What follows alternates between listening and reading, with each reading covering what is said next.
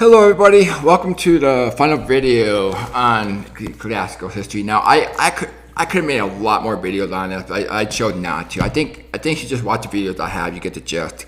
I was going to make one on the next chapter about the claim that Domitian murdered David's line. This is absolutely false, because David was along the line of Jacob's son, which would have made him part of the house of Israel. And like Jesus said, they were left desolate. And I already gave you the date that happened, September 22nd, AD 73, or in the Hebraic calendar, Tishri 5. That could not have been possible. All right, they were gone. But anyway,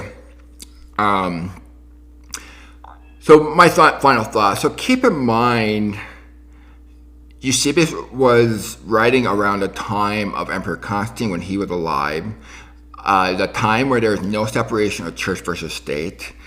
The claim that Constantine converted, the first so-called conversion, he showed no signs of bearing fruit that I know of. He murdered members of his own family. He still held the pagan practices.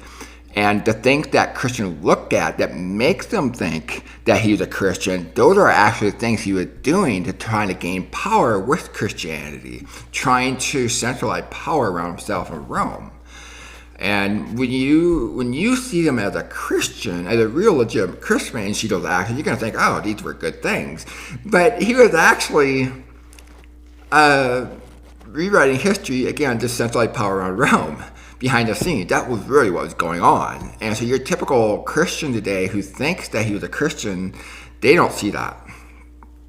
So anyway, so I encourage you to continue studying. There's so much more, there's just a lot more in here, it goes on and on. But some things I want to point out: if you're trying to rewrite history and trying to deceive the masses, you'll see exactly what Eusebius did. He very general, was very vague, was not very specific, and the more specific a person becomes, the greater risk they are being caught lying. I already pointed out to you, he had no problem lying. I quoted him in one of his videos.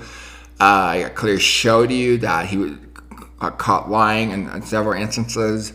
I showed you why, and showed you what the scriptures actually had to say and the timing of it all. So obviously this is a study that it takes a lot of time studying. So typically what happens when a person becomes a brand new believer, they kind of go by the general math, what the general people believe, thinking that's the right way to go. But what they don't understand is when you have somebody like Eusebius who already influenced the masses, deceived them, rewrote history, then it takes a lot of study before you can start to see it, like I have. It takes a long time. It's a long process to get there. And so, so once the masses were deceived, he won. He won the battle. And so, from his eyes anyway. But like I mentioned in my welcome channel video, Hebrews 11:6 is the key verse, kind of the motto of this channel. So it goes along with Hebrews 11:6, this whole scenario. God is the rewarder of those who diligently seek Him, and that's also entails getting in His Word. And there's very few that do that. Very few. Not too many. What most people do, they just kind of lean on what others say, and they just might just open a couple pages of the Bible, and then, I see it, and then close the book, and good enough for me. The problem with that is that the Bible is not meant to be approached that way. It is not meant. It is meant to be studied diligently, lifetime study, and the more a person studies, the more likely they're going to purge out the false things they hear. On it goes. Anyway,